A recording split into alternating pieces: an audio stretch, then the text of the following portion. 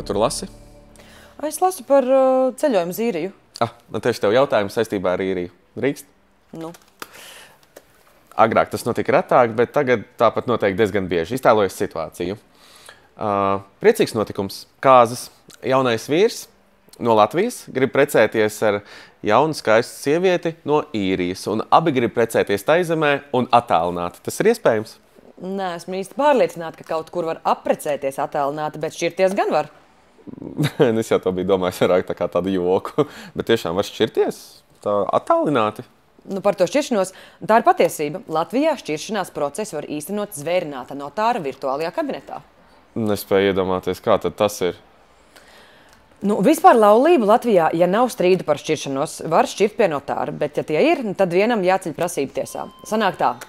Ja abi laulātie savā starpā par visu var vienoties, gan par kopīgajiem bērniem, gan mantas dalīšanu, tad to var nokārtot pie notāra. Un to var izdarīt gan klātienē, gan notāra virtuālajā kabinetā, izmantojot Dignotāra klientu portālu.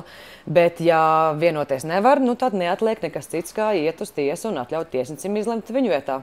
Bet es pieņemu, ka pie notāra ir izdevīgāk, vai ne? Jā, tas ir ātrāk, lētāk, vienkāršāk un nav jāiet cauri tiesas procesam. Pie notāra viss notiek konfidenciāli, sarunu ceļā. Un cik ātri tad tas ir? Nu, skaitot no dienas, kad notikusi tikšanās pie notāra un iesniegts laulāto kopīgs iesniegums 30 dienas. Un būtībā te ir vēl viens labums. Pa šo laiku var pagūt arī samierināties. Tā arī notiek. Es domāju, ka nešķirsies tomēr. Nu, kādam jau var gadīties salapt, nu vai sastrīdēties un tad pārdomāt. Piemēram, 2024. gadā pie notāriem ir šķirtas 3724 laulības, un 143 gadījumos kāds no laulātajiem iesniegumu ir atsaucis. Bet, ja neviena no pusēm savu iesniegumu nav atsaukusi, tad pēc 30 dienām automātiski lēmums stājas spēkā un notārs taisa šķiršanās apliecību un reģistrē šo faktu Latvijas reģistros. Labi, izklausās diezgan vienkārši, bet ja nu viens no laulātajiem ir no Īrijas vai no kādas citas valsts, ko tad? Nu, tad, protams, var izvēlēties, kurā valstī laulību šķirt, tikai jāņem vērā, ka katrā valstī tas ir citādāk. Nu, ir valstis, kur to var izdarīt tikai tiesā, piemēram, tajā pašā Īrijā.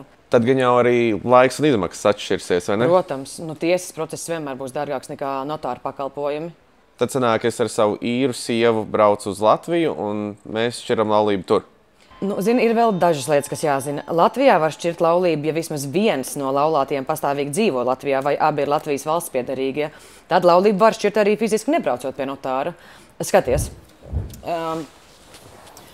ieej Dignotāra klientu portālā, ej šeit uz pakalpojumiem un izvēlies laulību šķiršanu. Jā, un šeit jau ir sīkāk aprakstīts, kas jādara, cik būs jāmaksā, kā pieteikties vizītē virtuālajā kabinetā. Izskatās diezgan vienkārši. Un tur vēl uzreiz karta atveras. Ideāli. Un tas ir viss? Nē. Kad laulību šķiršana tiks oficiāli reģistrēta un tiks saņemta laulību šķiršanas apliecība, tavai bijušajai īru sievai vajadzēs to reģistrēt arī Īrijā, jo Latvijas notārs to nedara. Nu, citādāk, Īrijā tā laulība būs spēkā. Tad sanāk, ja mēs precējāmies taizemē, tad arī tur man tā laulību šķiršana būtu jāreģistrē. Protams. Vispār es neesmu precējies ar īru sievu. Es zinu, es vienkārši gribēju tevi mazliet pavilkt uz zoba, ka interesējies par sievu no Īrijas un kāzām taizemē.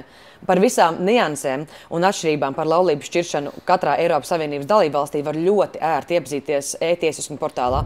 Izvēlies sadaļu laulības šķiršana un laulāto atšķiršana, izvēlies valsti, piemēram, to pašu Īriju, un atvērsies visaptveroša informācija par konkrēto tēmu. Ja tomēr esi nonācis situācijā, kad ir jāšķir pārobežu laulību un nezini, kā to labāk izdarīt, vari droši konsultēties ar notāru. Viņš situāciju izvērtēs un detalizētāk atbildēs uz neskaidrajiem jautājumiem.